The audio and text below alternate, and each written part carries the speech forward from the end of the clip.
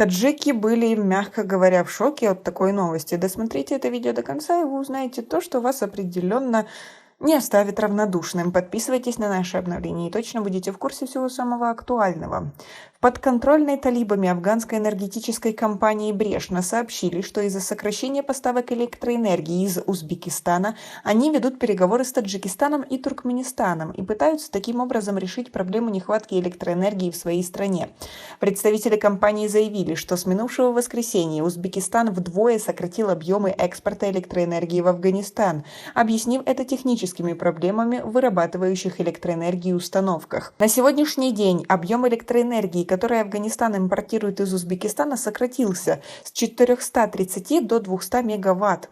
Представители компании Брешна заявили, что Узбекистан обещал решить эту проблему в течение 3 дней, но сделано этого так и не было.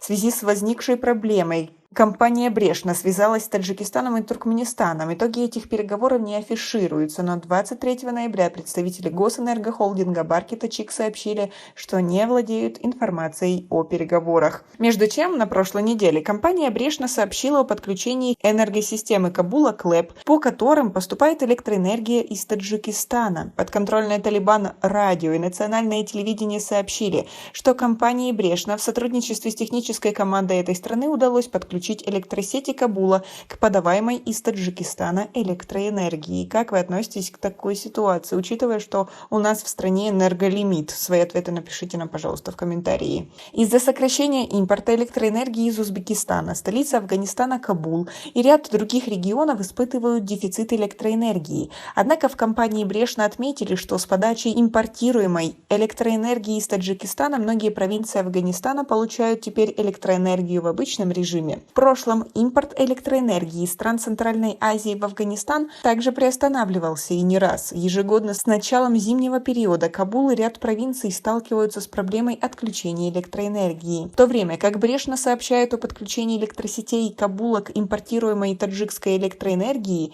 сельские жители Таджикистана с октября испытывают перебои в обеспечении электроэнергией. 12 октября этого года госэнергохолдинг Барки Тачик после двухнедельных жалоб жителей на отключение электроэнергии подтвердил, что в стране введены ограничения на подачу света, но отметили при этом, что это вынужденная мера. В тогдашнем сообщении энергохолдинга говорилось, что хотя Нурекское водохранилище заполнено до самой верхней отметки, есть вероятность, что до весны запасов воды не хватит.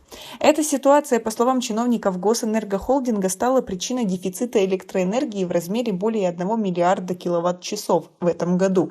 Кабул является одним из основных покупателей таджикской электроэнергии, и за первые 6 месяцев этого года из Таджикистана в Афганистан было экспортировано почти 734 миллиона киловатт-часов электроэнергии, что на 276 миллионов киловатт-часов больше, чем за аналогичный период прошлого года. Как вы относитесь к тому, что приоритет ставится другая страна, которая покупает электроэнергию, а не свое местное население? Свои ответы напишите нам, пожалуйста, в комментарии. И у нас пока на этом все. Оцените наше видео подпиской и лайком. До скорой встречи.